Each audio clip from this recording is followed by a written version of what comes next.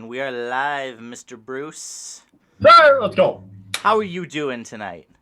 I'm feeling okay. Feeling okay. Just had a recent Call of Duty session Yeah? with a buddy of mine, and I don't know if it's because of lack of sleep. I'm usually better in the morning, mid afternoon time Yeah. frame, just because like when it gets toward 5, 6, 7, 8 o'clock, that's when like right during our show, unless Yeah. Yeah. I have, unless I have happy juice. Uh, What you have? which I have, I start losing my like quickness, responsiveness. So, Um, Bruce, I mean this in the nicest way possible. Is that because you're old? Dude, I don't think it's because I'm old. Actually, because I've always been like this. You can actually like talk to a lot of my buddies from high school about it. That I played video games with Yeah. or hung out with. They used to kind of call me lame. I was that guy if I wasn't having happy juice. Yeah. Um, Especially in high school, I wasn't really having happy juice. That's what they all But say. I actually in high school I was good, man. Really? I'm proud I of you. was, I was. But yeah, man, like for whatever reason though, I just like I was sucking, dude. Like Call of Duty's been whooping my ass, man. These like kids, like I saw a thing on Twitch a little bit back. Shit was funny. It was like a guy probably around my age. Yeah. For those of y'all don't know, I'm in my 30s. I'm old. It was funny as hell though because they ended up this guy drops in, starts shooting someone from the air. Like in Call of Duty, if you just joined Call of Duty, uh, it starts like in the air, and all of a sudden, like the kid's whole crew turns and starts flying into and Yeah. starts shooting at him. And it was funny as hell because the guy's like, "Oh, I think I just pissed off a 12-year-old." So essentially, Honestly, that's how it is, though. yeah, because I don't know any of the hacks, the things, or anything like that. Yeah. I'm coming from an era of Bond. So for those of you that are watching this, Bond 007 for N64 was the shit. That was Bruce's stuff. So yeah, anyway, my day's been good. Life's been Good. fine. No complaints. I got How are some you? Portillos. I got some Dude, I was Portillos, gonna so I'm say you were happy. eating Portillo's pre-show, so Yes. No, I gotta get fueled up. My prime body has to be ready. Um, my prime Portillo's body needs to be exactly. ready And to I need to go. be I need to be ready for the avalanche of sadness that's going to be coming out of this screen tonight. But no, I am a couple days away from going home to Texas. I'm very excited. Going home. How does that feel, by the way? It Home? is. I'm very excited. Because today we have like a warm day, right? And this is like the average of what it's going to be in Texas the whole time I'm there for winter. So I'm going to be doing shows outside just to piss you off.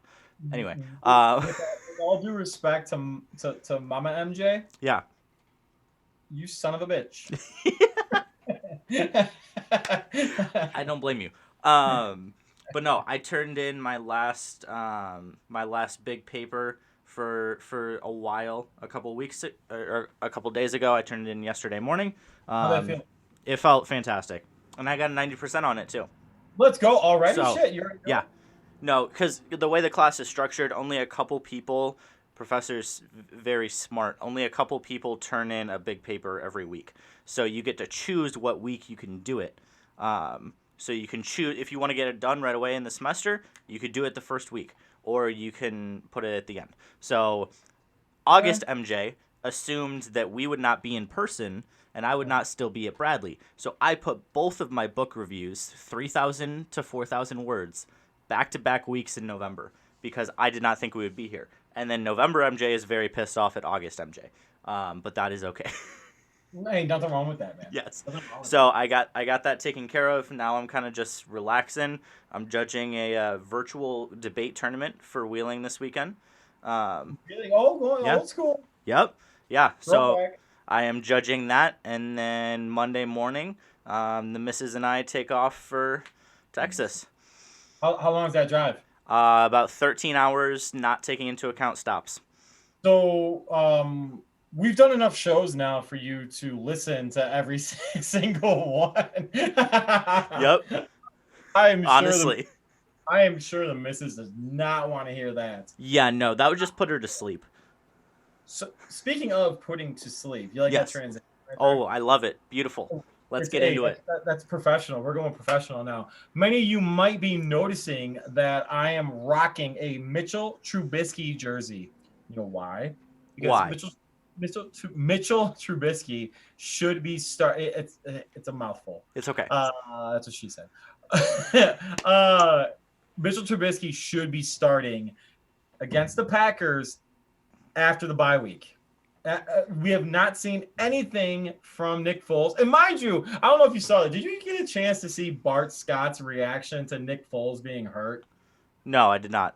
Oh my gosh. I wish we had rights To be to able to play that. be able to play it. Yes. But unfortunately, we don't. And but that said, to sum it up, what he ended up saying was, dude, you have a bruise. People were like saying prayers up to you over a bruise while Drew Brees is on the sideline like saying, furious that he was not right, playing. He has 5 broken ribs and with a collapsed lung. four broken ribs and a collapsed lung. And Nick Foles, like I know you liked his leadership, but I did. I did. Correct.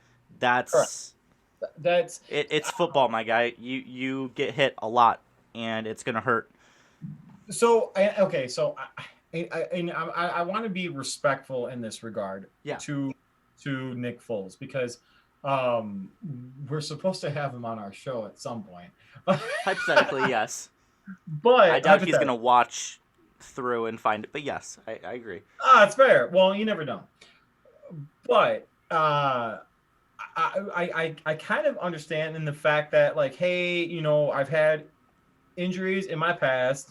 Like this is like feels, you know, something that's bad. But come on, bro, come on. Like there is like you should not be as a leader of this football team, and you're leading the Bears down the field to potentially win the damn game. Yep. Mind you, your ass has 14 yards. 14 yards in the second half. I can't. The only reason that game was even close is because Cordell Patterson took a kickoff back. Yes, and that's it. That's it. Yeah. You cannot tell me anymore that Trubisky should not be starting over Nick Foles. I'm sorry. I am that guy who's going to be stubborn in his thoughts before Fool's Gold. We are not Fool's Gold. Fool's Gold. Yep. We all said it. I was saying it the whole time when we were at the beginning of the year when we were talking about it.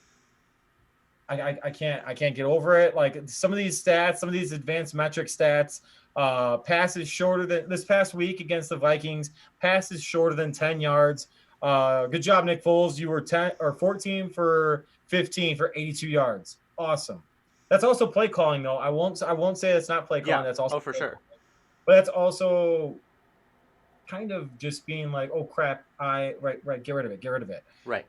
With that line, I understand too. But passes, he did get time, mind you. There was a play that like on the first drive, he had Anthony Miller on a square in route for 15 yards, and it was garbage. It was a garbage throw. He threw behind. It was the pick. It was the pick that he threw right away. Yeah. I love how it took me a couple minutes to get the game on, and I looked at the stats, and Nick Foles was already 1 for 2 for 0 yards and an interception. And I was like, yeah, no that was fast. I'm sorry, that's like no surprise again. And the fact that this week that this is the ineptitude of this Chicago Bears front office to this week putting in a tryout for what's his face? Not Kaiser. DeShone Kizer. It is DeShone. Yeah, dude. Another boss. Hey, Green Bay Packer guy. Okay, I will say, don't touch him with a 10-foot pole. However, it would be hilarious if Chicago had. I will frickin' say it. If Chicago has 2 of the top 4 drafted quarterbacks from 2017 and the 2 that are not named Deshaun Watson and Patrick Mahomes, that would be funny. But the other stat I want to throw out is I don't know if you saw this. If you haven't, guess. When the Bears score one singular touchdown in the first half of an NFL game under head coach Matt Nagy, what do you think their record is? Ooh, this is a good one. When they score one touchdown Under Nagy? under Nagy. How many games? Like, man, I wish 23. 23 games? Yes, there are 23 games where they have scored One touchdown. one touchdown in the first half, at least. What's their record? Yes. I'll say 17-6. They're 19-4. You know why? Because you have a freaking defense that can stop that. So weird. When you score points and your defense doesn't allow points, you win. Like, it's really not that hard. All they have to do is score a little bit of points, and they have the defense to back it up. Oh goodness! All right, so why'd you guys say it? Why you guys? All right, so that said, Trubisky is going to start. All right, I'm going to end this segment in saying this right now. Mitchell Trubisky will start against the Green Bay Packers Sunday night, and I'm even going to say this: the Chicago Bears are going to get a W against the Green Bay Packers next Sunday night. Dude, I'm going to make if Trubisky starts. If Trubisky starts. Yes. Oh, you're typing it in. No, this is reminding me. Locked in. Because I talked to Kevin the other day, trying to get him on. Either way, I'm making you repeat that to Matt Schneidman. Either way. No, that's cool. I'm cool with it. Honestly, the only the part of the reason why I actually think that, though. Yes. Give me your explanation. Is because while the obvious, I don't have the stats in front of me. The Chicago Bears offense is actually better under Mitchell Trubisky. Oh, let me say this too before people start saying and questioning my credibility. I don't blame them on that though. But before they start questioning my credibility on all things sports, currently the Chicago Bears offensive line is absolutely garbage. Oh, and 100%. Anybody who's watching this 100% agrees with that. And God bless them. They're professional athletes. I never, ever, ever touched it, sniffed it, got anywhere near. You're not saying that you yourself could do better. Correct, because I can't. I like they will whoop my ass. Yeah. I will 100% agree with that. But everything that we've seen, everything that we've read, every advanced metric, that offensive line is brutal. Yep. That said, Nick Foles behind that offensive line, he is a fool's gold statue. He cannot move at all. And with Trubisky back there, you get an opportunity to lock linebackers into their spots, regardless if you play action. Yeah. Regardless if you play action, you will lock the linebacker in their spot or bring them up even because guess what? He has the ability to run with the damn ball. And Cam said it last week. Yeah, right. Exactly. Yeah. Exactly. So if you have a dual threat quarterback, you're going to have a defense that has to you're going to have opposing defense that has to plan for that. If they have to plan for that, they're going to have that in their mind when they're playing. And then guess what? It's going to open up routes that are deep or intermediate routes. Yeah. It's not a difficult concept, even just at a base schematic level. It makes your life a little bit easier, whether that be for the offensive lineman, the play caller, things like that. Because, and I know at the beginning of the year I said I wanted Nick Foles, and I still think ideally Nick Foles is the type of quarterback that the Bears need. I don't think the Bears have... My point at the beginning of the season was the Bears, if they want an explosive offense, you want Mitchell Trubisky. The problem is you don't have the weapons to match that explosive offense, so he gets in some bad situations. So ideally, Nick Foles is the type of guy you want, except he's regressed. He's not as good as he used to be. And he was good. He caught 1 year in a bottle. That was it. I'm sorry. I'll say it. No, but he he was good enough to start in Philadelphia before Carson Wentz. Carson Wentz is obviously an extremely talented football player. Not surprised that he got the starting job over him, right? So my point in all of this is, if you had your 2018 defense, it would be a different story. They're still incredibly good in the NFL. They're just not a historically good defense this year. And the issue is Nick Foles doesn't have the weapons. That offense just right now is not built to suit Nick Foles, which is unfortunate because, again, I think ideally with the type of team the Bears have built, Nick Foles is the type of quarterback you need. The offense just hasn't been built very well to match that. And on the flip side, it hasn't been built to match Mitchell Trubisky. So I love the point you made last week. I really do think it could be a very similar Ryan Tannehill situation where Trubisky, if he gets to a team where the GM builds an offense around him, he doesn't have to do that much work, get him a running back like a Derrick Henry, where then Ryan Tannehill doesn't have the focus on him, and then Mitchell Trubisky, in this case, wouldn't have the focus on him.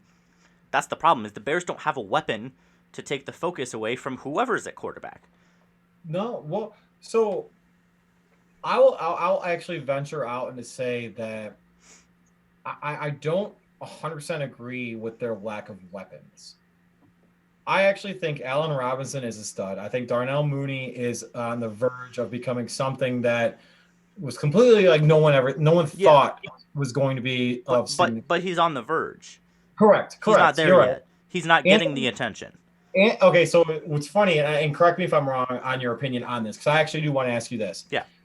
Aside from speed, I actually think Scantling for the Packers and Anthony Miller are somewhat similar players for their respective teams. In that they have big play potential, but they have they drop passes. I mean, I agree in theory, yes. I would still take Scantling over Anthony Miller. I think Anthony Miller's route running is better, but I think I agree, but Scantling is bigger and faster. Well, I think his hands are better, but that's also comparing like right. I mean, we've seen like last week when Valdez-Scantling doesn't drop the football, what happens? He catches 4 passes for like 149 yards and 2 touchdowns. Like, he's incredibly talented, and I think that's what frustrates and has frustrated Packers fans so much is like, we know with Aaron Rodgers, with how talented this guy is, what his potential could be. Unfortunately, he hasn't produced, but he's had 2 very good weeks in a row. So, I mean, in a vacuum, I think the comparison is valid. I would still take Valdez-Scantling every day of the week. That's fair. If we're talking ceiling, if we're talking floor, Anthony Miller might be a little bit more consistent, but I don't think it's enough that I would make that change inherently. That's fair. So, man, I don't know. Like, it's just so difficult. So I'm actually kind of scared to say this. Yes. But I actually don't think I thought it when the Bears were 5-1, even before the season. Well, before the season, I picked the Bears not to make the playoffs. Yes. But when they were 5-1, I was like, okay, you know what? I'm cool with being wrong on this. By the way, guess who was right in picking the game again this past week? Yep. Undefeated still. Yep. God, I hope you people out there are picking my Bears picks and winning some dough. Listen to no. I made my adjusted, because at the beginning of the year I wrote an article for Primetime Sports Talk where I write for, and I picked every single NFL game for the entire year. And I'm how'd that go? I don't know. I haven't looked at the article in a while, to be honest. I'll pull it up in a sec once I get you going on something else. But my adjusted NFC North predictions right now are Packers 12-4, Vikings 9-7, Bears 8-8, Lions 7-9. Honestly, that was your prediction. Yeah. Yeah. Yeah, and guess what? Your Chicago, not yours, but this, that's the term. Yeah, the general you. Yeah. Your Chicago Bears are still in football hell Yep. at eight and They're eight. in football purgatory. 100%. That's what the Chicago Bulls were in and still in. Yep. But we're gonna get to that point Yeah. eventually. No, it's But funny because I tweeted out, we're live and whatever, and Sean quoted the tweet, and he's like Rob with a bunch of hearts. So yeah, I mean, I'm sure they know each other since they work in the same of city. course, that's pretty cool though. You gotta love it. Hey, and Yeah. hey, that's what we do. We bring together a people together, bro. multitude of people to come to our show. Yeah. Who this little mom, pop, and as I said, grandma, grandpa now Yes. show. We're adding some things in. So I do just want to mention before I want to pull up that article that I wrote a long time ago. So real quick. So while you're doing that, Yeah. I actually do like those picks now. Yeah. That the records. I'm sorry that you picked for the respective teams in the NFC North. Yeah. Just because I could legitimately see the Vikings catching the Bears now. Yeah. They're playing very well. Kirk Cousins still sucks. I'm sorry. Kirk Cousins does not scare me whatsoever. But that game against the Packers after the bye, that's a big game because the Bears played the Packers twice in 5 weeks. Correct. That's a big game. Yeah. So what I had at the beginning of the year, I'm about 50-50 here. Some of this is fairly accurate. Some of it is just fairly. I like that. Fairly accurate. Fairly accurate. So I had. If you're over 50%, that's great for gambling. Honestly. So at the beginning of the year, I had Packers 12-4. I had Vikings 8-8. So I think both of those could come true.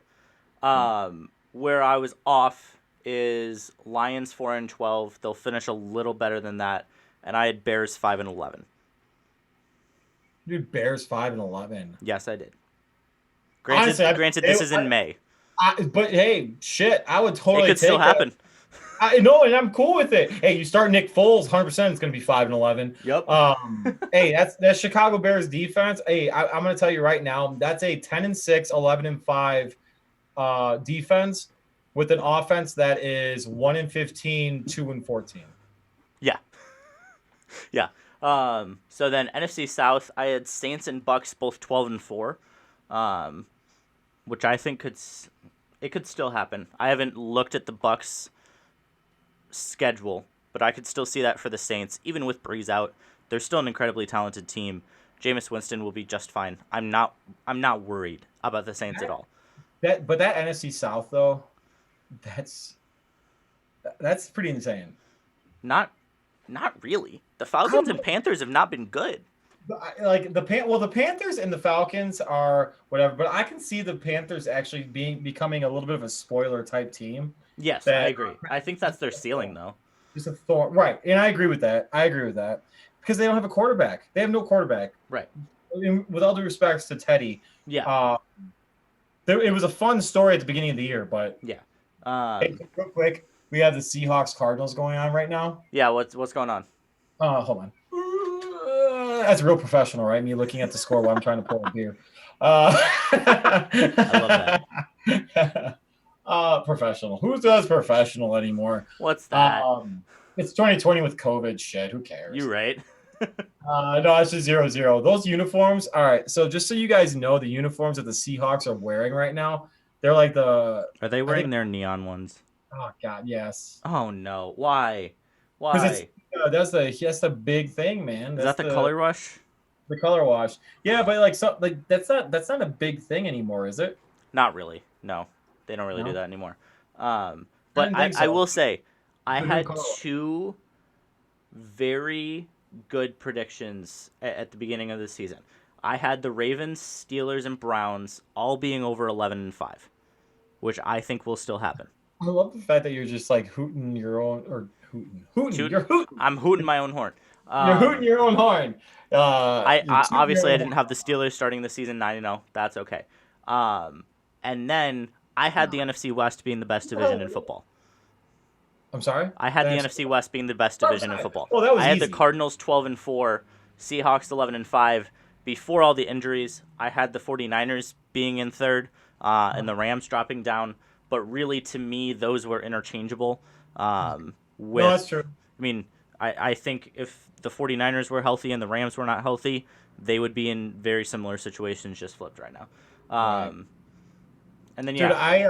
you know what I got to do? I actually got to go back to our show, our opening show for the football season, Yeah. and see who I picked for each respective division. I don't even remember. Is that what we did with Paige and Celine? Correct. Yeah, I have no idea. I know. Yeah, that will be Because it'd be interesting to compare who they picked and who we and picked. who's And more accurate. to be honest with you, it's probably them. Probably. Because I'm an absolute asshat, and I just pretend like I know what I'm talking about. You heard it here first, folks. Right. Um, No, but before, so to preview what you have for the next hour, folks, and yes, you have us for another hour still. Sorry. Do a reaction show to those picks, Shane. That is not a bad idea. Just have us sit here and watch our own picks. That could be interesting.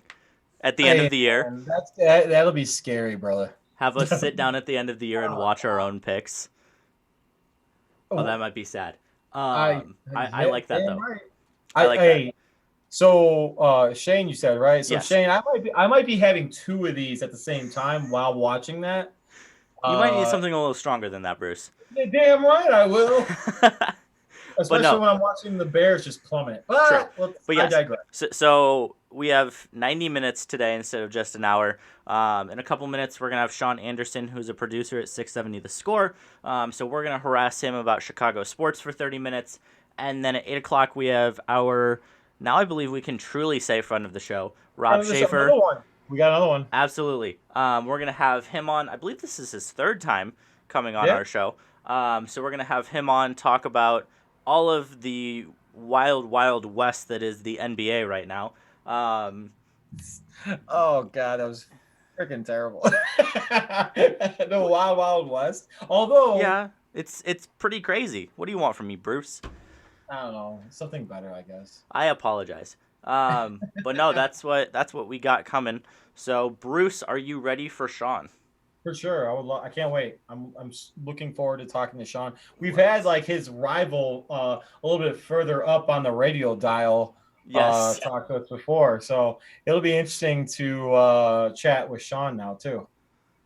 Let's see, Sean, can you hear us? Hey, what's up, guys? There we go. What's up, Sean? Hey, Sean, how you doing, brother? Hey, guys. Good to talk to you. Let's see. Appreciate you being on, man. Appreciate you being on. How's life, man? Life's good. Moving into a new apartment here. So I think someone's currently outside my door playing music. So hopefully that's not interfering too much. Can't really hear it, man. Can't really. No, hear you're it. good. So you're all good, dude. So, Bruce, yeah, I don't have my man cave or I think a dorm set up like you guys. I just got these gray walls right now. Hey, I'm old, dude. I'm the old guy. I'm the old guy just holding on to a dream right now. So I have just the man cave thing going on down here. I'm just chilling, drinking a beer, enjoying having a conversation with people that are a lot smarter than I am. But yes, Sean, I am in a dorm. Unfortunately, yeah. Nice. Next week I won't be in a dorm. I get to go home to my house soon. But yeah, for the time being, I'm chilling in my dorm room by myself. So, Bruce, what do you want to start with? Hey, so let's start with the biggest joke of a franchise in Chicago right now, if you don't mind, Sean. And I'm fairly confident you know. Stewart's going with the W flag behind him, Bruce. Oh, whoa! Oh, let's pump the brakes on that killer. There's also a championship banner that's right here, so let's calm down now. No, I was saying I knew you were going to take a shot at the Sox. Oh, no, he's taking a shot at the Bears. No, honestly, hey, okay, let's Okay. rewind that. Let's rewind that. He will take shots at the Sox. Don't get us wrong. No, that's not true. Actually, I do. I genuinely do like watching the White Sox right now because they're a fun team. However, I don't like the hire in La Russa. I think that was freaking butchered. I think Hahn is totally had his, for lack of a better term, his nuts put in a jar by Ryan's. But that's besides the point. But anyway, so no, I was actually going to ask you what your thoughts are on our beloved Chicago Bears, and what are your thoughts on Nick Foles' current situation right now? Yeah, it was. I mean, it's you hate to see injuries happen, but especially in a game that you pretty much thought was already over, in a drive that didn't matter, where Ryan Nall, I think, missed a block. Like, it's just the worst scenario where an injury could happen when it did. So it's awful to see. And he seems like a really good dude, even though he's an an okay quarterback. He beat my guy Tom Brady in the Super Bowl, so I have to give him some respect, and I can't call him just straight up garbage. Yeah. But yeah, it's unfortunate, but I mean, I've been in Chicago for 23 years, so it's another quarterback ridden season where, you know, it's either just garbage or it's Jay Cutler and his, you know, fans hating him and his old stuff. So I mean, yeah, it's just another year with, you know, Bears having awful luck with quarterbacks. I would take Jay Cutler in a heartbeat right now. Yeah, I think all of us would. As a Packers fan, I would also take Jay Cutler for the Bears in a heartbeat. I have no problem with that either. This guy. He was. I don't think I know a quarterback that can beat that team. So Fair. I do. I'm wearing his jersey right now, baby. Oh Let's my go. gosh, Bruce. Bruce just spent like 15 minutes ranting about how Mitchell Trubisky needs to be the starter against the Packers, and if the okay. Are you gonna walk yourself back now that we have someone on the show? Sean, so I actually want to explain this to Sean too, because I want to know his thoughts on this. While I don't think Trubisky is going to be the end-all be-all quarterback, from a micro perspective, right now, this year in 2020, I think he's the best quarterback to start for the Chicago Bears, only because that offensive line is God bless him, garbage. And he's a mobile quarterback. He's able to bring in linebackers because guess what? You have to play for a running quarterback or scrambling quarterback. And he would open up intermediate routes, and he's just not a statue like Nick Foles. What are your thoughts on that, Sean? Yeah, I mean, you're not wrong that he's not a statue, but I think, you know, as Bears fans, we always have the optimistic hope that a quarterback will be exactly who we hope it to be. But when Mitch was starting, he wasn't running. That was one of the big complaints that we had was, you know, it felt like Matt Nagy was telling him to stop running.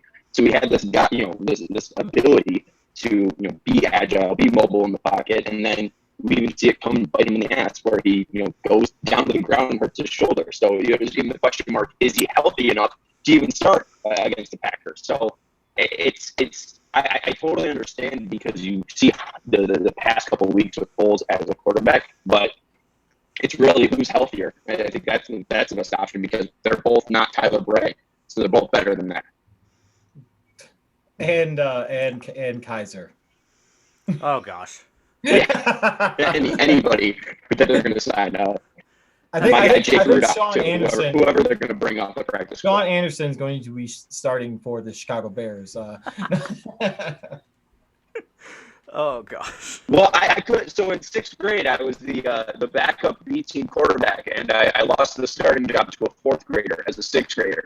So I have experience, but I don't know if I have potential because they didn't even see the potential in sixth grade. Can you call plays? No. In Madden, I can. I don't know if I can in real life. You know, I think the easiest thing that I would say is have Allen Robinson run over the middle because I don't think he's ever ran a slant route in the past 3 years he's been here. No. So actually, you know, thank you for leading into that. I don't know if you had a chance to see some of the tweets from his agent. Basically, they were saying why don't they throw him the ball? What's going on? And obviously, I that's not the exact quote, But so what are your thoughts on the tweets that were sent out by Allen Robinson's agent? It's an agent doing his job. I mean, you have to at least, even if it's not true, even if it's just they're not throwing the ball because they can't even step back without getting pressure immediately in their face. Can't actually complete a pass because it's going to be 10 feet off the target, like from Nick Foles that we've been seeing in the past couple of weeks. So I mean, it's not just they're not targeting A-Rob. It's just the offense isn't working, so there's no time to get the ball to A-Rob. So I think it's more of an agent doing his job, because when guys look like, oh, we only had 70 something receptions this year, it's not because Allen Robinson isn't a top 10 receiver in the NFL. It's because this offense is completely broken. So I think it's just an agent doing his job. But I also, weirdly enough, I have a connection to A-Rob's agent. My cousin Danny really? just slid into his DMs on Instagram. Yeah. And I read the conversation, and he seems just like he's, I think A-Rob wants to stay in Chicago. But this was week 3 when they were winning. But I think that he wouldn't be against staying in Chicago. He loved Matt Nagy. It was a reason why he was coming here as a free agent. So I think that an agent's just doing his job, either trying to get this extension done with the Bears, or just trying to make sure that when he hits the open market, it's going to be a competitive space for him, or that the Bears might even have to hit him with the franchise tag. So I don't find it to be anything besides a guy doing his job. Okay. By the way, Sean, you are a little bit glitchy. I don't know if that's your internet, Yeah. or I don't know if there's anything. Yeah, well, they fed the cable through the brick wall today, so I'm running off new internet. I could try to disconnect if you want. Yeah, if you could, Sean, would you be able to disconnect and then jump back in with us? Yeah, I'll come back. Appreciate it, Sean. Thank you Sweet. so much. Gotta love live shows, Well, MJ. I mean, we all know from doing things at home for the last, is it 8 months now? Yeah, for the last 8 months, that internet can be awful. And internet, I mean, it drives me crazy. I'm blessed to have good Ethernet at school. I agree. So if for those of you that are watching right now with Sean, he was actually just expressing how Allen Robinson, I don't know if anyone heard it or whatever, but Allen Robinson wants to come back to Chicago. Yeah. I don't know why anybody would, but it also gives credence to the thought that I was talking about in a previous episode of our show, that Matt Nagy is a great leader of men. However, he struggles with the play calling portion. So hopefully we can find something. And Sean is back. Sean, how you doing, man? Are we better now? Good. Hopefully the connection's a little bit better. Yeah, let me know. It still sounds about the same. I don't know. It doesn't seem like your internet to me, because like you're not cutting out. It sounds like it could be the. Are you using your AirPods? Yeah. Let me. All right, here. I'll put myself on mute and try to fix. Okay, sounds good. There you go. But yeah, Bruce. So no, play calling. But no, I don't know if the play calling was better this week. Not at all. Not at all. Honestly, I was totally expecting like laser to be like pew pew and like legit. Like provide us something that is more substantial, deceptive, plays building off one another, and you just didn't see that. Well, I will say the first half wasn't terrible, but they still didn't score a touchdown. The first half was bad. The second half was like the one swear I won't say on our show is the F word, but the second half was effing terrible. Yeah. Like that was absolutely brutal. When you only have 14 yards of total offense, it's terrible. But man, let me tell you, again, it's a situation where plays aren't building off one another. You still having Cordero Patterson in the backfield. Stop. You have Lamar Miller. Just play Lamar Miller. Pierce is a decently explosive running back. Let him run the ball. Ryan Null, God bless him. I don't know. I haven't seen enough of you, but just see what can happen. And I know that offensive line is bad, but you need to establish some kind of run and some kind of rhythm Let them attack. Let them do their thing offensively. Every offensive lineman wants to hit someone. Yeah. They don't want to be in a defensive, and I say defensive position because you're pass blocking. The defensive line's coming towards you. They want to go out and attack. Let them attack and establish something. That's what they were doing in the first 2 weeks of the damn season. They were running I formations and they were doing things like that. You saw that a lot more. Yeah. But anyway, so Sean, how you doing? Are you good? We got Mike. We got some better micage going on. Let's see. Yeah, I think I flipped it over. Let me know if it's any worse or better. It is a little better. It's a little better. Yeah. Okay, cool. We can go with this. We're good. Yeah, I haven't soundproofed it. I think it's a lot of walls here. That's okay. I took a course in college about this. I wish I had that information on hand.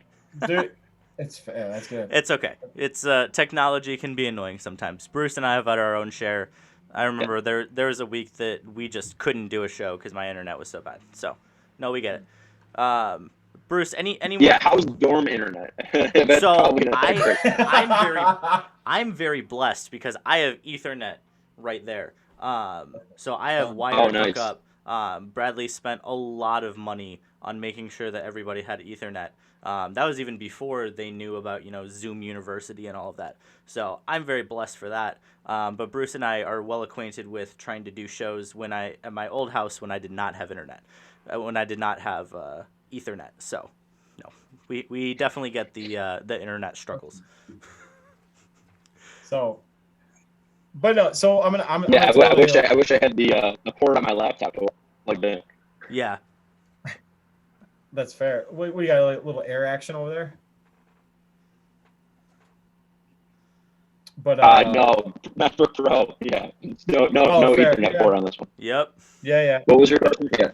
You can get the adapter for it. But no, actually, no. So Sean, I'm gonna switch gears a little bit. So did you get a chance to watch the NBA draft last night?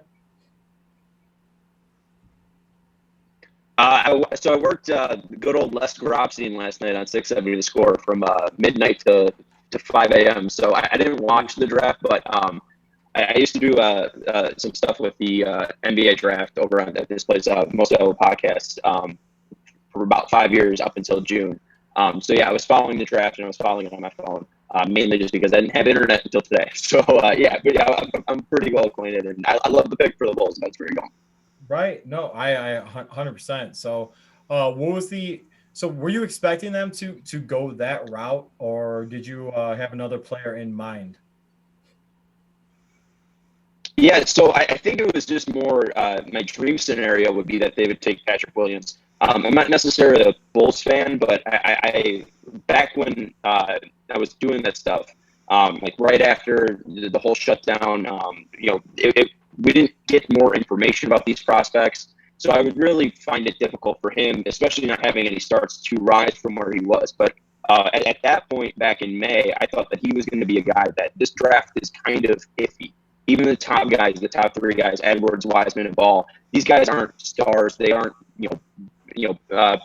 bust proof at all. And I think back to the Kawhi Leonard draft, and I just think of his framework, his size, and also his ball handling ability. And that was something that Karnisovas talked about in his press conference, was the fact that Patrick Williams had this growth spurt, and like Anthony Davis played point guard in high school. So I think that it's a very interesting pick for this new regime. And especially something with his age, being one of the younger players in this draft, I think the second youngest, and being 17 when he started at Florida State. I mean, those are huge bonuses. And with his athletic ability already, and his just seems like his natural flow to the game, I think he's going to be a guy that maybe not this year makes an impact, but I think definitely you're going to see him grow as a sophomore and a junior in the NBA. No, I agree 100%. I'm sorry, MJ, what you were saying? No, I was going to ask, Sean, I don't know if you saw, there was one deal floating around, and I had no clue why the Bulls would have offered this, and I never personally believed it. The Wendell Carter and number 4 to go up to number 2 with the Warriors. I don't know if you saw that. Any thoughts on whether or not you thought the Bulls should have traded up, thought they were going to trade up or down, or if it was pretty accepted that they were going to stay at number 4 there?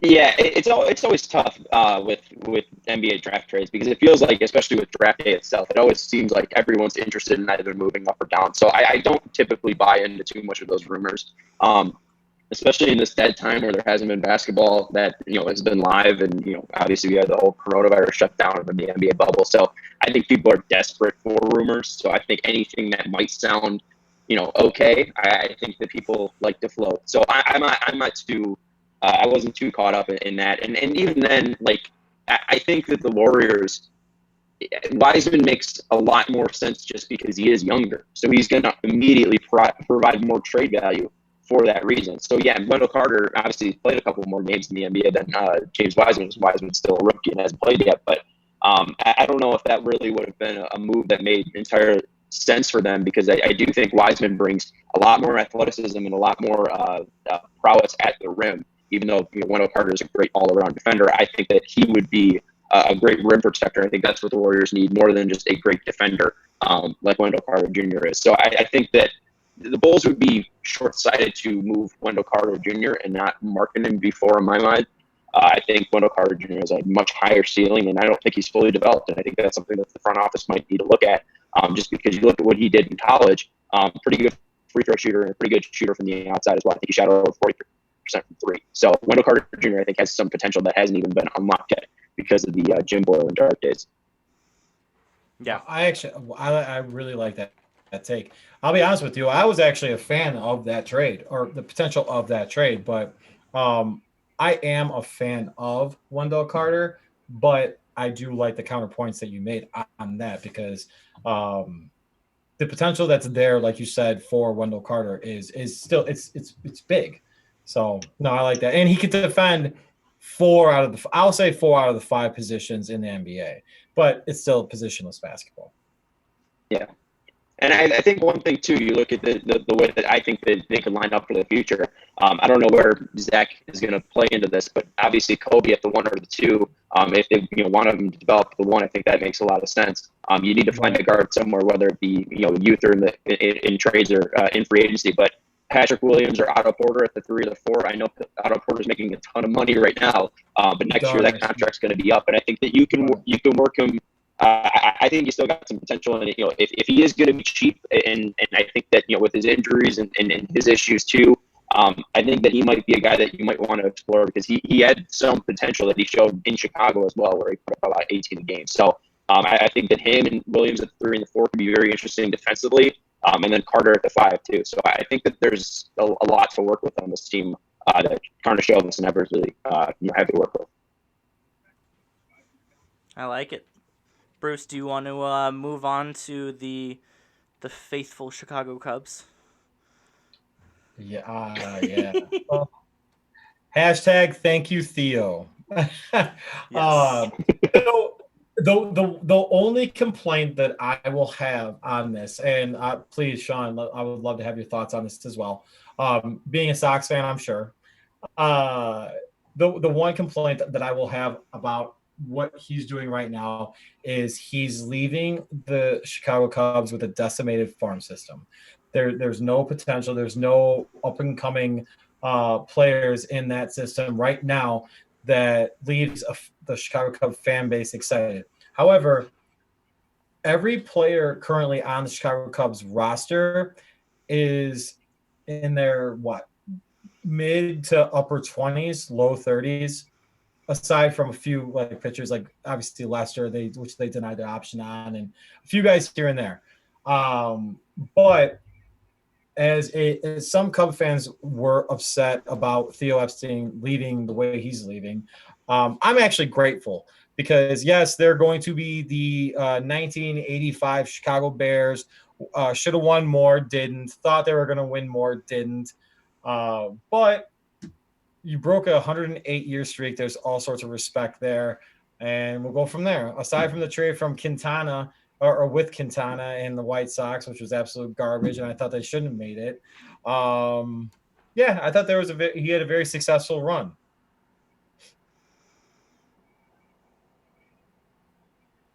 Yeah, I mean, there's no doubt. I mean, the fact that he just brought the city, at least the Cubs, because we had one in 2005. I know some people don't remember, like ESPN, but yeah, I mean, he brought a title in 2016. So I mean, that's all that matters. I don't think that Cubs fans can look at the Jim Hendry era and the Theo Epstein era and then have complaints about the Theo Epstein era. The minor league system right now does look weak. Obviously Braylon Marquez is interesting. They took that outfielder this year who had a lot of speed and possibly could develop some power. But overall, you look at what Jed Hoyer can do now. He has either Bryant or Baez, two guys that are top 5 at their positions right now that he can move away from. He has Wilson Contreras, who might be a top 3 catcher in the MLB that he can move away from. This might be something that you can flip and turn over very quickly. If they don't want to keep Yu Darvish, they can flip him around too. That's just 3 players right there that you can absolutely overhaul your team very quickly if you keep Anthony Rizzo, Kyle Hendricks, whomever else, Kyle Schwarber. You're pretty much stuck with Hayward. Even then, he played a decent right field this year. So, and Ian Happ as well in center field. So I think that Theo's tenure might be a little bit sour because I think in Theo's mind, because I think that he promised, from 2015, we are not going to go anywhere or anything less than an NLCS appearance is a failure. Outside of 2015, 2016, he failed in that remark. But I don't think Cubs fans can really complain because of 2016. So it's a lot of weird bumps and turns in that route. But at the end of the day, you got what you wanted and you delivered. So. And speaking as an A's fan who has suffered through so many close heartbreaks, I mean, in my years of paying attention to baseball, you can't complain when you get a championship. And I think that's the biggest thing to pay attention to, because we haven't even gotten to the World Series in my lifetime. So I would not be complaining if I was a Cubs fan. You made it to the World Series. You won the World Series in dramatic fashion, a way that nobody will ever forget about for a very long time. So, I mean, they can say a lot more than most MLB franchises in the last 10 years, and that is solely because of Theo Epstein. What are you looking at, Bruce? Are you looking at football? Are you looking at football? I have a Seahawks game going on in the background right now too. Update the people on the Seahawks game, Bruce. What's the score? I think it's still 0-0, but I think no, I'm sorry. Seahawks are up 7-0. Ooh, I did have the Seahawks winning. I don't think they'll lose at home after the late night embarrassment of. Was that a Sunday night game earlier in the year? Yes. Yeah. I don't think they're gonna lose this one. It'll probably be close because the Seahawks don't know how to play anything else. But anyway. So I gotta jump on this. I gotta jump on this with you, Sean. So one of the things I wanted to ask you about is, obviously you're a White Sox fan. The amount of talent that's on the South Side is young talent on the South Side is undeniable. I actually do like the hiring that they had. Tony La Russa is the Hall of Famer in my mind.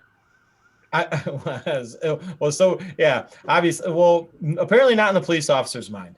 Then he exudes youth like Tony La Russa. Oh yeah. Yeah. So, like, genuinely though, what are your thoughts right now? Who did you really want to manage the Whites? I don't even know if you can really answer that, but who did you personally want to see on the South Side? I like the idea that Terry Francona would leave the Indians, and then become the White Sox manager, or Sandy Alomar Jr. coming and taking over, because he was supposed to be pretty much the replacement for Robin Ventura in 2015, and then that ended up being Ricky Renteria. So I like those two, especially with Cleveland's pitching. I think something would be coming from there. Some way they've been developing their pitching. I think they might be able to gain some interest from that, and you see how good their pitching farm is in Cleveland. So I thought that Tito Francona or Sandy Alomar would have been great hires. I wouldn't have been upset with AJ Hinch. I know people are really on their high horse about the whole cheating thing. I get it, but at the end of the day, he served his time. So I mean, someone's going to hire him. But yeah, the Tony La Russa thing.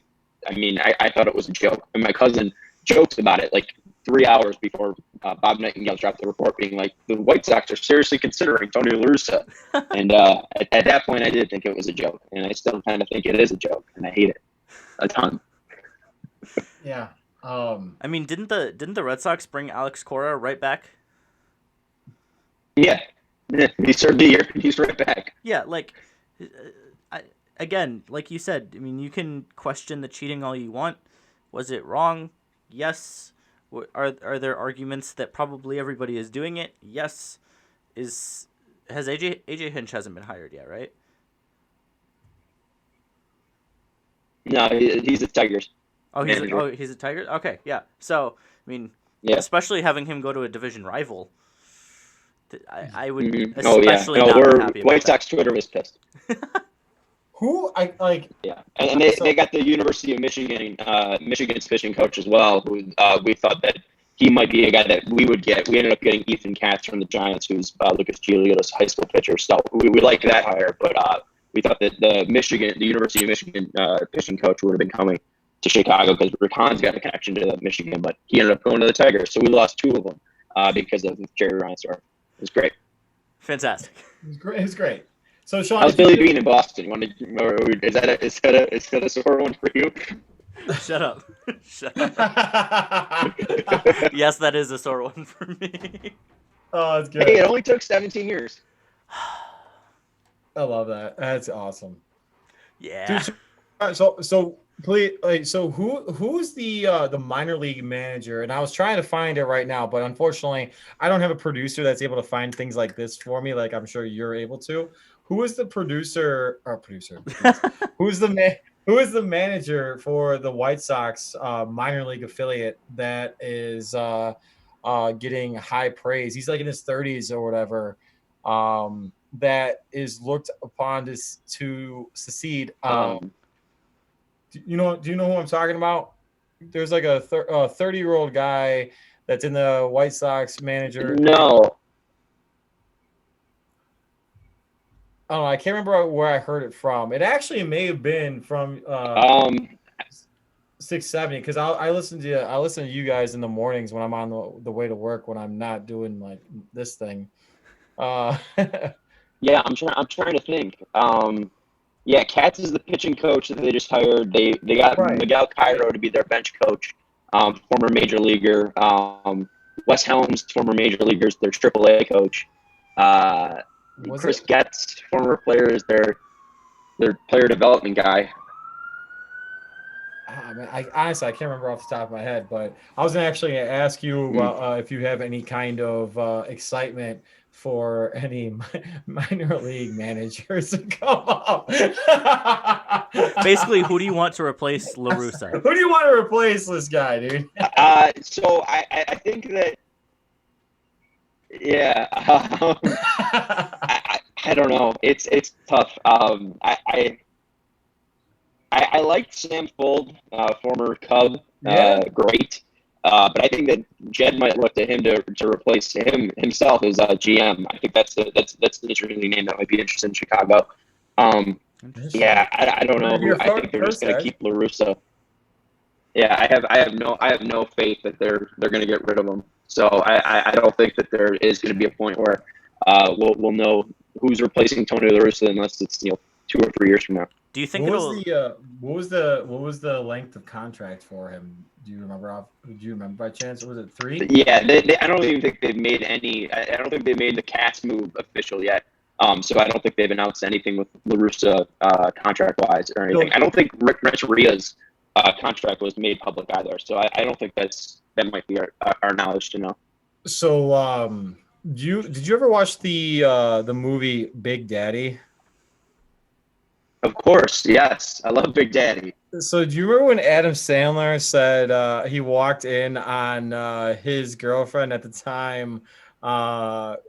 She was messing around with a gentleman that was a little older. And he's like, oh, you have those old balls. Ew.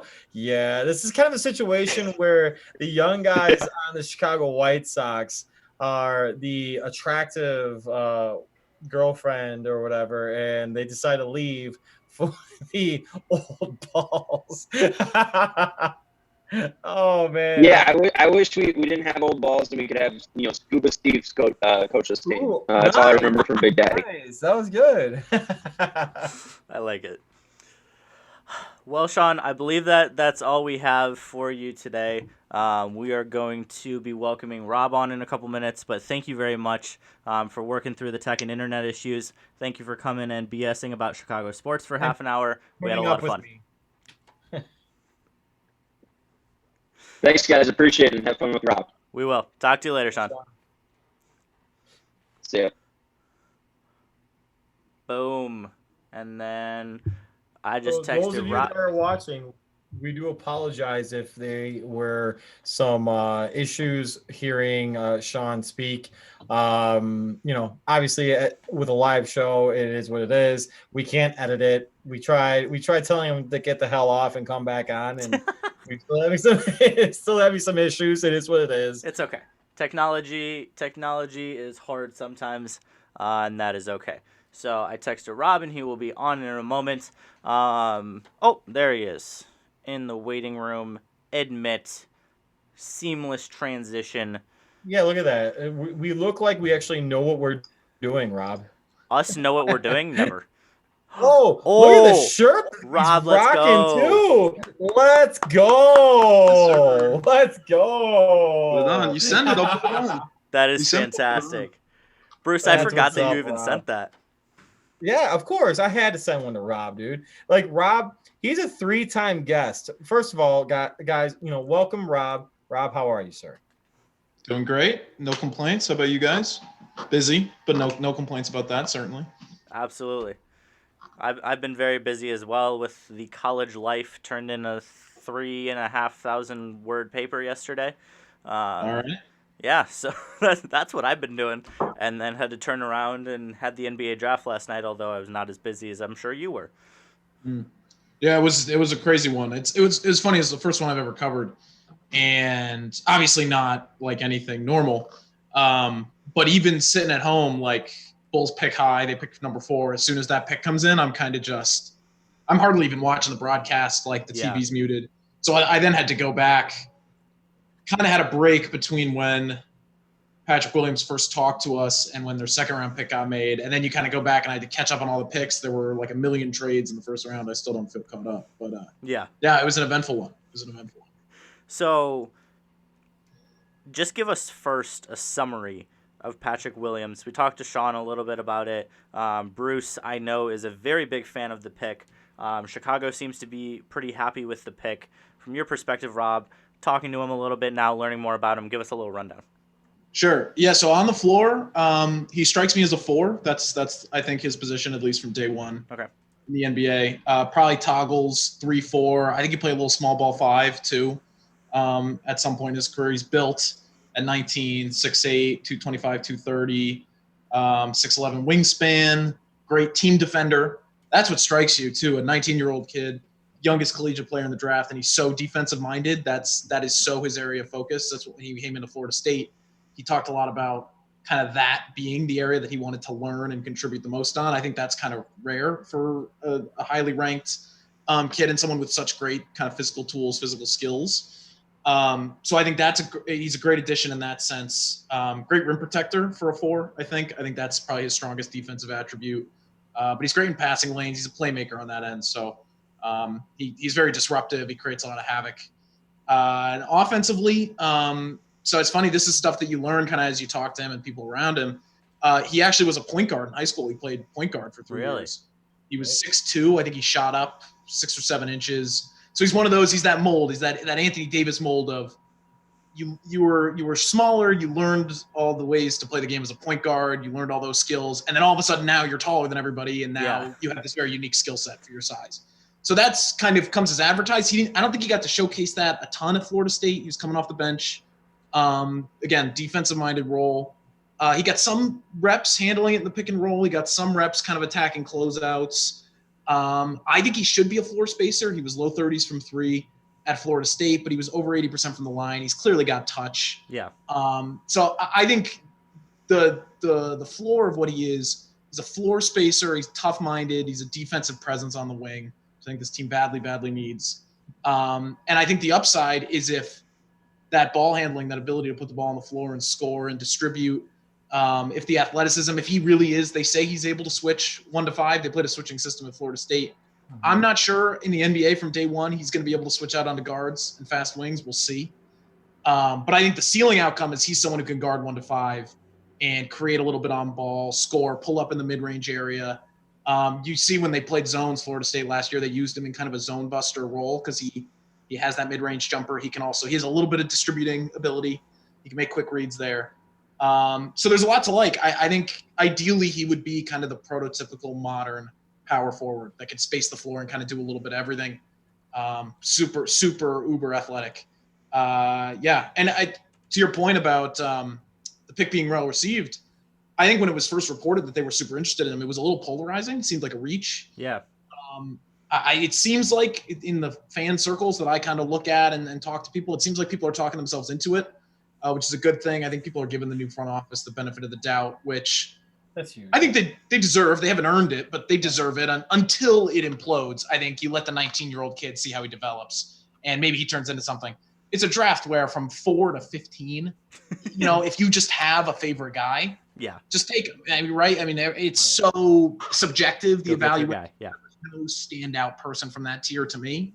So if Arturas Karnisovas thinks it's this kid, let's see how he does. He seems, talking to him, he seems like a great high character, hard worker, humble, willing to learn. I think all the returns have been positive so far. He's certainly promising. We'll see how he fits in. So some of the comparisons, and by the way, welcome again. Some of the comparisons that we've seen for him have been to Kawhi Leonard. While I wasn't going to push that far into that, I was going to take all my chips and put them into that category. I was actually thinking more of a Jimmy Butler with a better offensive ability. I'm actually curious to see your reaction to that. And also, I'm actually looking forward to also seeing him with a pick and roll with Kobe White, because I think that could be a fun combination too. Yeah, I think Jimmy Butler and Kawhi Leonard would fall in the comparing Kobe White to Trae Young kind of stratosphere of comparisons. I think it's a little lofty. Oh, come on! He remembers. Wow. No, like defensively, I'm saying. Yeah. No. I find comparisons difficult. I see the Kawhi comparisons because of his defensive ability, and I think his ability in the in-between zone, his mid-range jumper, his kind of ball handling ability, like the specter, the idea of that is there. Mm-hmm. In terms of a Jimmy, I actually think Jimmy, I don't know. I think the offensive ability is probably what he wouldn't match with Jimmy, because Jimmy he basically is the entire hub of that Miami offense. Gets to the foul line as much as anybody. No, I'm saying out of college. Out of college, sure. Out of college, I think that he's a better offensive player now out of college than Jimmy Butler was. Gotcha. That's what I was saying, because I think defensively he's ready right now, but I don't think he's at the defensive caliber that Kawhi was out of college. However, I think I compare him more to a Jimmy Butler, but better offensively out of college. I'm sorry, I should have prefaced with that. I see what you're saying. Yeah, I can get there. I can get there, and he certainly has the tools, I think, to warrant that type of player, like that comparison. We'll see. Again, like I said, I like player comparisons. I think it's hard to compare when it's like this to the superstar level, because expectations are unreasonable. And for Patrick too, especially, he just has so much he has to put together. I don't want to call him raw, but he just has a lot of different parts of his game that he needs. He's 19 years old. Yeah. So we'll see. But I think that archetype of player, the wing, the disruptive, I don't know if he'll be a stopper from day one, but the kind of wing stopper mold with the offensive skill set and the ability to space the floor, that's just something that's been so missing from this Bulls team the last few years. Yep. And you don't want to draft for need, right? So that's not the only reason I think it's a solid pick. But I also think that player is just maybe that and kind of a lead offensive initiator at the guard spot, because it's an offensive league. That is the most important thing. Yeah. I think that wing, that two-way wing presence that is versatile, and can do a lot of different things, work on and off the ball, and be so versatile defensively. I think that's the second most valuable archetype in the NBA right now. And the Bulls really just haven't, frankly, like nobody that fits that mold that you could see growing into a long-term building block. So at the very least, he's something to watch from that perspective. So Rob, I'm very sad today, because of Klay Thompson, and so I'm gonna brag real quick. I'm gonna brag just so you know. MJ, but we actually broke the news about the unfortunate injury before the main big sports people did, which is pretty crazy. Our little like mom and pop thing. Yeah, I knew last night at about 5:30, and obviously nobody. I have like 800 followers almost, so like nobody follows me, so it didn't get any attention. I have 16. Good job, Bruce. I'm proud of you. But no, with Klay Thompson tearing his Achilles, James Wiseman, I love the pick. That's what I wanted all along. They have not had a dominant center since the early days of Andrew Bogut. We saw how well that team functioned when they had that type of dominant center. Obviously, I think that pick is even more important now, with Klay Thompson being out. A lot of people were like, "Dang it, they should have just adjusted right away with the news and gone and gotten LaMelo." I really don't think so. You can make the argument that LaMelo would be able to learn from obviously one of the best shooters of all time, if not the best, in Steph Curry. But I think their games are very different. Obviously, LaMelo's like, 6'7", 6'8", Rob? He's a completely different player with a completely different skill set than Curry. So I think giving Curry a dominant partner in Wiseman is even more important than ever. But Rob, your thoughts on that? Sure. Yeah. Well, I think if Wiseman is your pick before Klay gets hurt, if he's at the top of your board, and that's who you see yourself drafting it to, I don't think you can, with such a high pick, it's such a crucial decision. You can't change course in the middle. Like you can't just throw everything that you've prepped against the wall. So if Wiseman's their guy, and I think it's a good pick for him, you can't let ancillary stuff change that. So I think it looked like they were going that way the whole way, and then the fact that they stayed that course, is totally good with me. I think he also helps. We'll see how much he can contribute from day one. In a playoff atmosphere, although now their playoff hopes are obviously a little diminished. Yeah.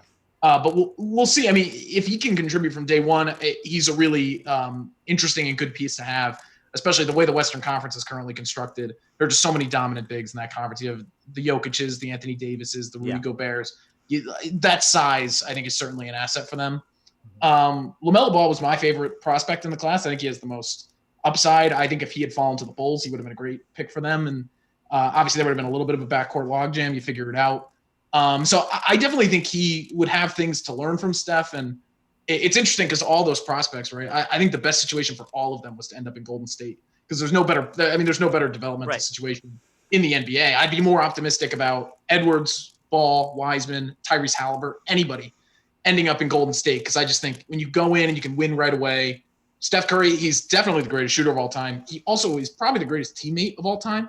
And I just like that leadership, the coaching of Steve Kerr, like there's so many layers to why I think that's just the quintessential developmental environment. Yeah. It's so rare for such a healthy organization with such a winning environment and such good leadership to be that high in the draft that it makes me optimistic for Wiseman reaching his ceiling outcome. I wouldn't have hated a LaMelo Ball pick, but if it seemed like you were only making the LaMelo Ball pick because of the Klay Thompson injury and really you had been convinced of Wiseman before, I think that would have been a little irresponsible. So it seems like they handled it responsibly. Wiseman seems like a great kid. Obviously as physically gifted of a prospect as you'll ever find. It was a bummer we couldn't watch him at Memphis this year and get a little bit more of a gauge for where he's at with his game. But luckily the season starts in like 2 weeks, so we'll find out. Crazy. I think the biggest benefit for Golden State is when you bring Wiseman in, they really didn't have a center for the most part. I mean, you have Marquise Chris, who's a journeyman. He did well. I mean, as well as he could last year. I like the season Chris had last year. Definitely. He had a very good year. And a lot of that was because they were playing a much more balanced type of basketball. They were playing through the post a lot more. Eric Pascal averaged 14 points. So they were playing through that as well. I think the biggest impact will be taking some of the defensive stress off of Draymond Green, because obviously he is aging. He has a lot of miles on his legs. And so for him to not have to be, and I say have to, obviously he's still going to want to play a huge defensive role, but for him to not be inherently required to be the 5 at all times, the rim protector, you throw someone out there who's 7'1" with a 7'6" wingspan, that's going to take a lot of the focus off of Draymond Green and just let him play a little bit more, and I think that'll be the biggest benefit, if anything. Yeah, and it's a whole other layer to their offense too, right? Because I could see the LaMelo Ball logic because he's just so dynamic, he's so electric, and he fits the up tempo, the read and react kind of nature of their offense. I could see that argument with Tyrese Halliburton. I mentioned his name before because he's such a good shooter. There are a bunch of prospects you could name and be like, oh, they fit really well into the Golden State mold. But maybe there's value to a guy like Wiseman who you might not traditionally think would, because he's more of a traditional center. But he does have these modern skills. He runs the floor really well. If that jump shot comes around, if his perimeter shot comes around, I mean, he's just a totally different type of weapon. Yeah. He just adds a real like vertical element. I think in the pick and roll, he's such a threat on the fast break because of how fluidly he moves and how just towering he is. So on the defensive end, he's certainly a great kind of anchor to have on your back line and definitely helps Draymond Green. The bummer is you would think you could save Draymond some miles for the playoffs. And I mean, I think they're still a playoff team as currently constructed, but you're not saving that for the deepest of the playoff runs like you maybe would have if Clay was healthy.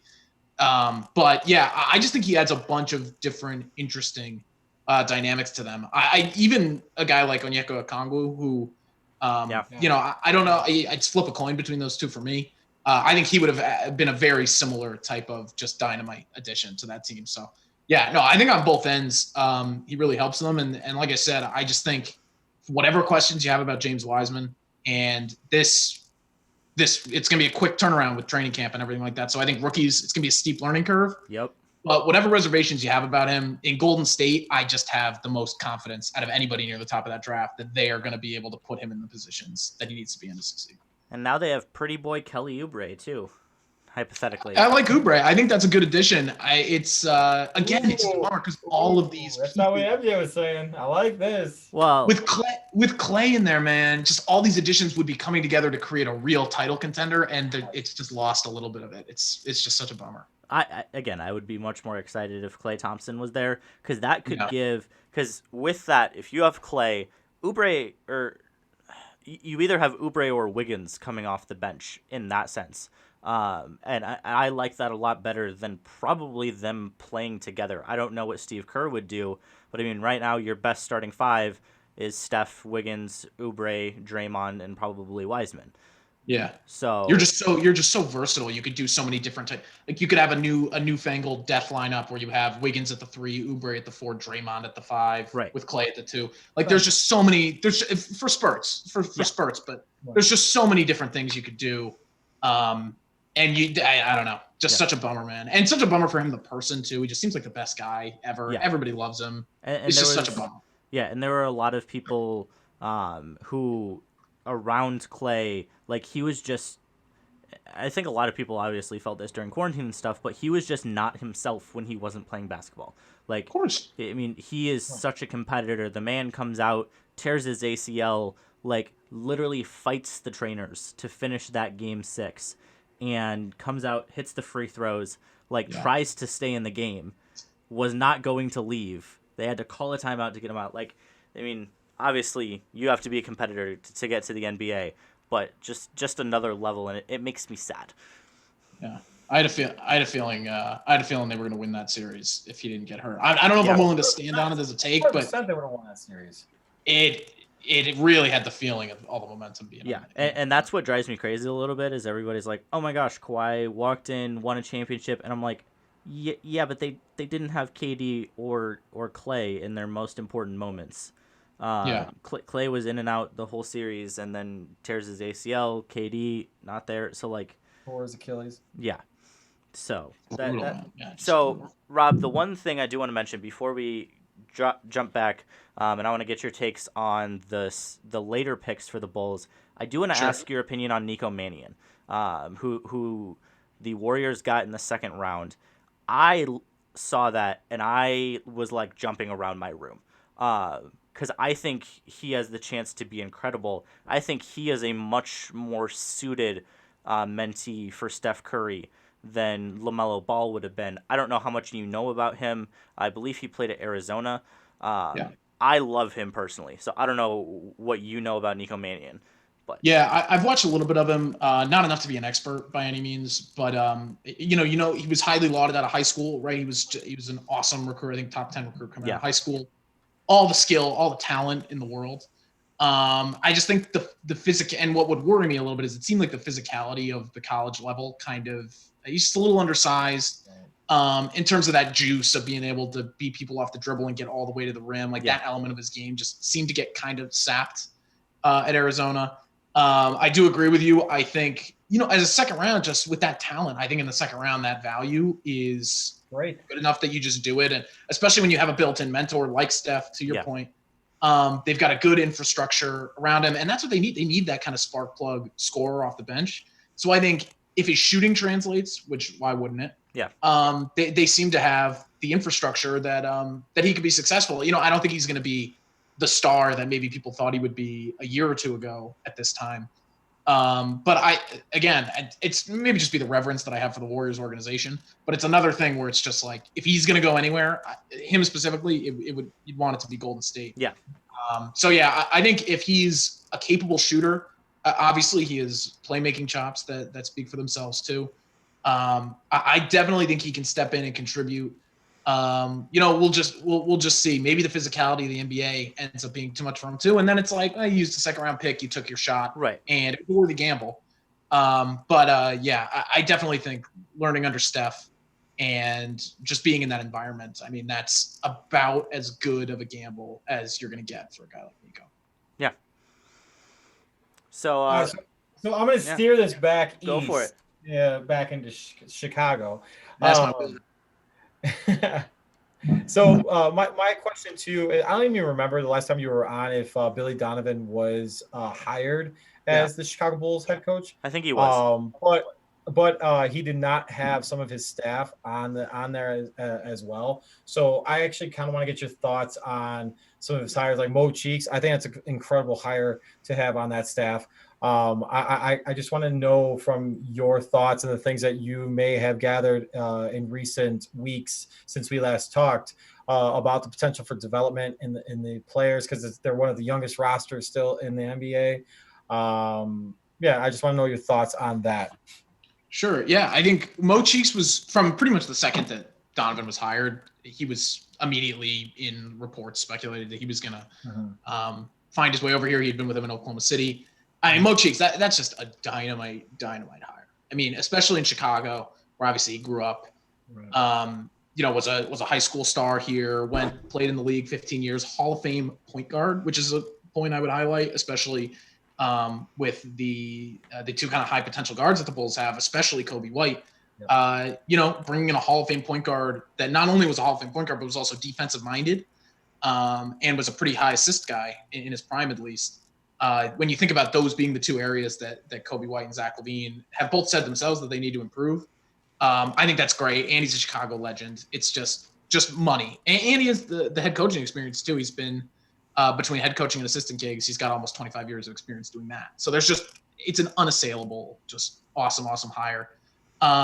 In terms of some of the other names, Chris Fleming back, kind of the offensive mind from last season. I think the shine has kind of faded off him a little bit, but I still think Chris Fleming is a good coach. I think he, in the context of this new staff, I think he could still be certainly a good voice in that room. And, the Bulls, they did a lot of well-intentioned things on offense last year. It was just the execution. And I think with a little bit healthier of a overall management structure and some roster tweaks, which, they'll get into with free agency and obviously the draft, they've now added a guy that I think is really going to help them. You hope that there's a little bit of improvement there. A guy like Josh Longstaff comes over from Milwaukee. He's, comes highly billed. He has a player development background. Everybody who's ever worked with him seems to have great things to say. He's young. He's got energy. So I think that's a great dynamic to have in terms of a player development focused assistant coach. And then you've also got Damian Cotter and Billy Schmidt, who are both with the Windy City Bulls, the G League affiliate. So those are kind of internal promotions, but that's a really well-run program. So there's nothing but positive things to say about bringing those guys aboard. And then John Bryant, who is an assistant with Philly. So I think, Billy Donovan, he is a player development. That's in his biography as a head coach. That is what he comes to do. The guys he's brought on are player development focused, either with NBA teams or in the G League. I mean, if you're a G League coach, the nature of your job is development. Yeah. It used to be called the developmental league. Right. So it seems to be a staff that is really, really skewed in that direction. I think having a guy in Mo Cheeks, especially kind of at the top of that hierarchy of assistants, who's going to really command respect in that locker room is huge, especially, developing at the point guard spot. I couldn't poke a hole in it, to be honest. I wish I could, and my job is to be skeptical. I'm a very cynical person, and you guys know it's hard not to be with the recent history of the Bulls. I would love to be able to poke holes in some of these things. Any Chicago sport, but yes, Yeah. the Bulls too. Yeah. But isn't that funny that the Bulls are weirdly the organization that the people are happiest with now? It's kind of insane. It's funny that you say that because one of our topics that we were going to touch on tonight that we haven't unfortunately gotten to it was what is the most trusted Chicago professional sports front office right now? And legitimately, I would actually say the Chicago Bulls. Yeah. Well, the Theo stepping down with the Cubs. Jed Hoyer, Jed. You trust Jed. You trust Jed, but Don't trust the Bears. I guess hope. Hope is a big selling factor in that thought process. Yeah, and they have the track record of success. It's not like Correct. It's not like they're completely coming in off the street. It'll be interesting once the games actually start getting played if things don't immediately break the right way. So we'll see how that all develops. But no, you're right. Hope is a powerful thing. That's the sense that I'm getting, and maybe it's just people making jokes, and the thought of it is just so absurd that, in a span of 7 or 8 months, the Bulls would have gone from probably last in those rankings to first. But they really might have. They really might have. So what are your thoughts also on their second round pick? Marco? Yeah. Yeah, excuse me. I'm going to look at my phone just to make sure I get the pronunciation right here. Simonovic. Yeah. Did I get that right? Should have had it up. 34-year-old rookie. No, so that is so funny that you said that. Did you knew that was intentional? Yeah, was it was messing. It was messing. Because our at NBC we had a little gaffe with our social media department because I saw that. there are two Simonoviches out there.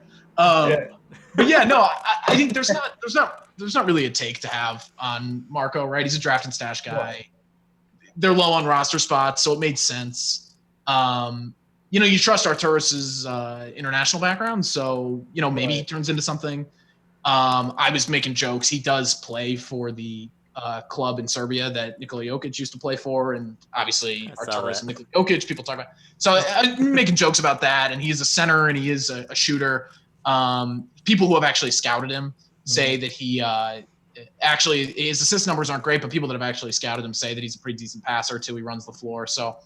There's skill there, obviously. Like he's definitely a talented prospect, and I'm going to be watching more of him this year because he's playing right there in season right now. Right. I am going to try to find a way to catch some of those games just to keep tabs on him. But yeah, not really a take to have on a conference call with reporters. AK said that they're planning to stash him for at least a year. He deployed the draft and stash strategy pretty liberally in Denver with second round picks, kind of as a just in case you hit one and it strikes gold, like in a Nikola Jokic scenario. Yeah, 100%. So not a lot of those guys ever either made it over or made a material impact. But we'll see. I mean, it's always good to just have somebody kind of waiting in the wings. now, were there people in the second round that maybe they could have nabbed? I mean, there were people there. I mean, I love Paul Reed, local guy at DePaul. He went 58. Yeah. Isaiah Joe, a dude from Arkansas, was just an amazing pure shooter. I think could have really helped the Bulls. Like there were guys there, but to really get worked up and aggravated over second round picks, I think would be a little bit too far. All those guys, if we're talking in the first round, like a 25 to 30% hit rate, second round, it's even more extreme. So, you trust them. I think with the roster situation, they've got one roster spot entering free agency, basically. So yeah, with the roster situation the way it is, you kind of figured that's where it was going to go. It makes sense. And if he's the next Nikola Jokic, awesome. Don't tell anybody that I was joking on draft night. Tell them I was being serious, because that's that's good. I'll take full credit for that one. So I just have one last question for you. Sure. Yeah. Today I had a interesting conversation with some of my coworkers. They are a little older than I am. However, and they were saying that the Chicago Bulls draft this year was absolutely garbage. I disagreed with it. I actually love the pick. I love what the Bulls did. And not only that, but I'm also giving that like grace period for their front office. Sure. Yeah. That said, though, I also did say that the Chicago Bulls will be a playoff team this year. Because I do not think that the East is anything that it is super impressive. I don't. It wasn't last year either. But no, sir, it was not. You're correct on that too. So that said, I did venture out and had a conversation I had a prediction to say that they will be a 7-8 seed this year in the East. I'm putting you on the spot, sir. What are your thoughts on that? Do you think the Chicago Bulls team, with their new coaching staff and the roster currently constructed, are a playoff team in the East? So here's where I'm gonna avoid the question a little bit. Here's where I'm gonna and I'm telling you that I'm doing it. That's fair. This year, there is a new format. There's a play-in tournament for the 7th and 8th seeds in either conference. To get into the play-in tournament for the 7th and 8th seeds, you only have to be 10th or higher. So the 7 and 8 play, the winner of that gets the 7th seed. 9 and 10 play, the winner of that plays the loser of 7 and 8. So if they were the 10th seed and they get in the play-in tournament, does that count as the playoffs? Sure, why not? I think they count as the playoffs. I wouldn't necessarily count. But no, get out of here, Bruce. Trying to help your prediction. No. So here's the thing, though. How does Vegas see it? Good question. We got to figure that out. Yeah, we got to figure. I haven't seen any props related to the thing, because they just announced it last week. So I don't think they've adjusted to it yet. But that is interesting. What is the playoffs? That is honestly, I guess we do have to go by what Vegas says, and if Vegas bails Bruce out, playoffs. That's playoffs. I'll do some homework on it because they obviously did the play-in last year in the bubble. It was a different format, but so they had look what they did for March Madness. Those few games on Tuesday, Wednesday. You made the tournament. Yeah, that's considered the tournament. I don't consider it the tournament, but I consider it the tournament. Come on, Bradley made the tournament. Bradley. We had our Eastern Carolina. Just give them one. Come on, like give these guys something. Bruce, we made the tournament. We won our conference. Yeah. But in all seriousness, on the playoff question, I am not there yet. I gotta see him play some games, because for all the positive change I think that's happened, it still is, as of right now, as of 8:34 on Thursday, free agency starts tomorrow, and they could blow the whole ship up. Like, we'll see. That's true. But as of right now, the roster is pretty similar to what it was last year. And last year, they were a 22-win team. I mean, 65 games, but roughly translated to 72. Boylan as the coach. True, but and trust me, I think the Billy Donovan upgrade is going to pay major dividends for a lot of people for a lot of players on the roster. I think you will see the impact, but there is a level where I do have to see the players on the roster play, and I got to see the improvements for myself before I can really project that they're going to jump up high enough. Because as much as the East isn't great, how many playoff spots are really going to be open? Like the Nets have only gotten better. What teams in the Eastern Conference playoff hierarchy are falling out? Now you're fighting for one playoff spot. You've got the Wizards, who got, I'd say you get John Wall back. They got better. Denny Avia, maybe he comes in and contributes right away. Right. Charlotte was a team that the Bulls were pretty level with last year, lost to a couple times. I don't think they got worse. Atlanta's trying to get better. If they were to get a Gordon Hayward, I think that puts them in a really interesting position. I love the Okongwu pick for them. It's going to be contentious, that race for the 8th seed. And I don't know. We'll see. Maybe the Bulls burst out of the gates. They haven't played in 8 or 9 months. Maybe that's an advantage. Maybe they come out fresh. In a 72-game season, a fast start would really do a lot for them. Huge.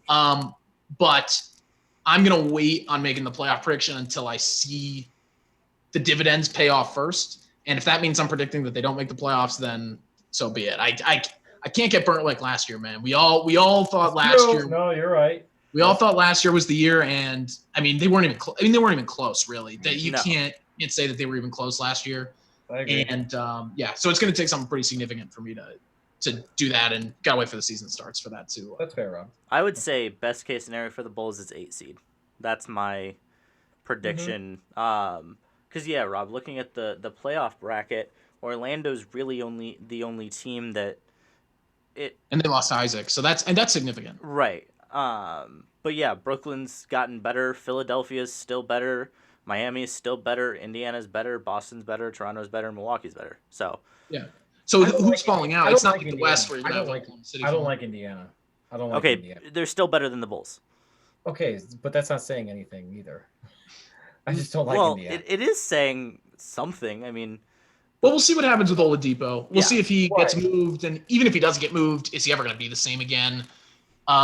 So I think there's balls up in the air with Indiana. I still don't really see a scenario because it's not like they're going to tank. I don't really see a scenario where they fall all the way out of the playoff picture. So yeah, like I said, in that scenario, you're fighting for one spot basically. Yep. And I'm not saying all those teams that they'll be fighting with, the Hawks, the Wizards, the Hornets. Who knows? Maybe the Knicks figure it out. I don't really like what they did last night, but who knows? Who does? Tibbs, we love Tibbs in Chicago. But I'm not saying that the Bulls are significantly worse than any of those teams, but I just don't know why I would consider them significantly better either. Yeah. So you got to see how they all shake out. Yeah. Fair enough, Rob. Well, Rob, I think Bruce and I are tired. We've been doing this for over 90 minutes now. But obviously we appreciate you coming on the day after draft night. Yes, sir. Yes, thank you for repping the shirt. We love to see that. Hey, get that merch, guys. Hey, you see Rob wearing it, get that merch, guys. It's comfy. It's silky smooth. It's silky smooth. It's silky. Hey, well, real quick though, I gotta ask Rob, what was the choice beverage that you were having just a little bit ago? Oh yeah, we saw that at the beginning, Rob. I know I think I did that instinct. I wasn't even gonna do that. It's Old Forester rocks. I'm sorry? Wait, Old Forester. Nice. Bourbon. Good choice. Rocks, yeah. Gotta, I get one drink the night after the draft, and then we got free agency. So yeah, oh, that's good. That's a good choice. Though. You're a very busy man. Sure. Yeah. All right, brother. Well, thank you again, Rob. It's much appreciated. Of course, man. It's always fun. Yes, sir. Sounds good. We'll talk to you later. All right. Good talking to you guys. Bam. As always, successful show, MJ. Sir. Whoop. I hit the wrong button. There we go. I tried to you go did back. The introduction. I tried to go back to just us, and I accidentally almost hit the outro. It's fine. That's funny. Technology is hard, Bruce, and I'm tired. Technology is amazing. I am so exhausted. Dude, last night, brother, I fell asleep at 9:00, which is great, mind you, but I woke up at midnight and I couldn't fall back asleep until 3:30 in the morning. Oh my and then gosh, my alarm Bruce. goes off at 4:45. Oh my gosh. You're telling me. You're telling me. Oh. But yeah. All right. So, hey, I have a prediction. The Chicago Bears will not lose this weekend. Okay, with that, guys, we're gonna. No. Hey, no. Packers prediction. What is it? Oh. Let's go. So here's the thing, right? It's basically the best defense in the NFL against one of the best offenses in the NFL, right? That's the matchup. Rodgers and the Packers have not scored under 35 points when they were inside this year. I believe that was against Minnesota, Houston, and the Saints. They scored 43, 35, and 37 respectively. So I think that is going to be a huge help. He has Adams, Lazard, both healthy. Valdez-Scantling performing well. Always has Robert Tonyan. And then he has Aaron Jones and Jamal Williams. So when he has all of their weapons, the Packers are scoring 10 points a quarter. The prediction I made in my article that came out today, I think I said 28-24 Packers. I think it's going to be close. I don't think either team is going to struggle to score points. I don't think it'll be a pretty offensive day for the Packers. I think They scored 28 points. If you think they're going to score 28 points, and it's not pretty. I'm sorry. I'm used to a Chicago Bears offense. Right. I'm talking about the Packers offense that has no issue putting I'll up 30 a game. 100% take 28 points. Yeah. By any means necessary. I think Aaron Jones and Jamal Williams will have a decent day, but my prediction is they will live and die with Aaron Rodgers through the air on Sunday. All right. So real quick. Yes. Vegas has the Colts favored -1.5. Yes. So they're not even getting their home field advantage. No, not at all. Well, and they shouldn't because there's no fans. Right. I mean, yeah. I think the 1.5. I think 1.5 is the home field advantage. It's a neutral 3. 3 is usually the home field advantage. Right. That's my point. Is I think 1.5 is the new with no fans. Right? Yeah. So that said, I'm not. I don't actually. I haven't looked into anything for the Packers. I haven't looked into stats. I haven't looked into anything like I usually do with the Bears. So I will not make a prediction for people to bet on. However, I'm going to make a prediction and say that I don't say Chicago. Your Green Bay Packers will lose to the Indianapolis Colts just because I want to be a contrarian. Rodgers is going to have a shit game. Really? They will lose to the Colts 24-14. We'll say that. Let's just say I wouldn't be surprised. I mean, I'm going to be fair. honest. Wow. I was just being a jackass. But no, so I will say before we cut this stuff and then get out of here because I'm tired. Rivers was one of the 3 losses to the Packers last year. The trap game in LA against the Chargers in 2019. They have a very good defense. So, I mean, I would not be surprised if we saw I don't think it would be a Buccaneers type game. I don't think it would be that bad. But a similarly frustrating performance. Do I think that is going to happen? My gut says no. I was worried about the Buccaneers game. I wasn't worried about the Vikings game. That one surprised me. That one pissed me off. But I'll also say it's not a must-win game. The Packers are sitting pretty in the NFC North. Are you wearing a green glove right now? No. Oh, that was weird. No. Oh, it's just the shading. Yeah. I was about to say, what the hell? No. No. But I think the thing to understand if you're a Packers fan is it's not a must-win game. They can still easily lose this game, do well for the rest of the season, and win the NFC North without an issue. I am not threatened by the Bears, Vikings, or Lions at this point in time. So even if the Packers lose, they're still going to win next week, a couple days after our Thanksgiving show, so I'm not worried about that. All right, anyway. So that said, hey guys, you guys saw Rob rocking the merch. That was actually really cool that he did that.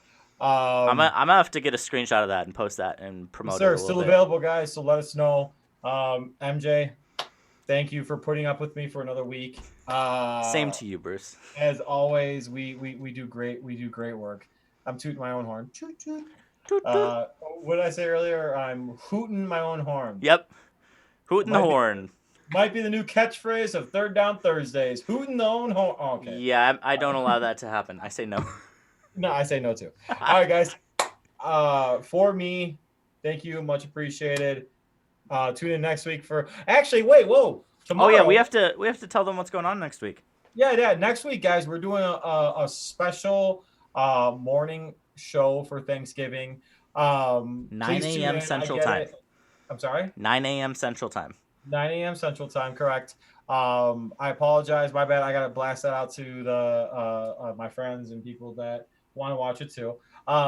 Please watch it. It's going to be fun. I'm actually going to be out in my garage for the show Really? next week. Yes. And because I'm going to be cooking on the grill. Nice. But I'm sorry. I'll be deep frying a turkey while Ooh, doing the show. So nice. it'll be entertaining. And to be honest with you, I will be visibly getting more and more inebriated as it goes. So I believe I still have to work on it. But once I get to Texas, I'm gonna try and do the show outside by the pool. perfect. So he's at the pool. I'll probably be bundled up, Yep. cooking a turkey in my garage.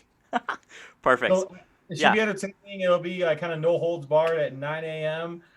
We'll be going up against a lot more people that are a lot better than us with ratings and all that jazz. But it'll be entertaining. It'll be fun. Yes. Yeah. So we And it's will. cool because you guys are more than welcome to ask me questions about the turkey. Maybe what I'll actually do is prepare the turkey while I am actually like getting ready for the show. Let's do that. Yeah. Yeah. We can do a little cooking with Bruce at the beginning. Yeah, injection of the turkey and all that jazz. That'd be fun. Yes. Well, yes, Oh, that's what you man. can expect from us. Thank you guys Where very the much hell for are we watching. going? Yes, we are a mess. Bruce and I need to go sleep, so I'm going to roll the outro so we can get out of here. Take care, guys. Peace.